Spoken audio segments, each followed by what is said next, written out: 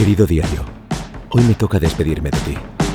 2023 ha sido un año de auténtica revolución. Pero cada día ha sido pura rebeldía. Día 1. Quique Llopis iguala el récord de España de los 60 metros vallas, en el nacional absoluto en pista cubierta. Día 10. Alejandro Martínez Chorro vuelve a demostrar que es pura sangre con el subcampeonato de Europa de ciclismo. Día 30. Roberto Sánchez da sus primeros pasos hacia París 2024 y consigue la 7ª plaza en la Serie Mundial de Triatlón de Abu Dhabi. Día 35. 5ª plaza para el siempre competitivo Jorge Ureña en el heptatlón del Europeo de Atletismo de pista cubierta en Estambul. Día 40.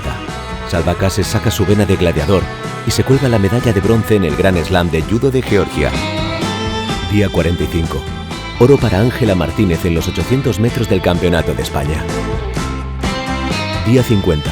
Pablo Herrera sin combustible. El castellonense conquista el Pro Tour Challenge de vóley playa en México. Día 61. Otro que parece eterno.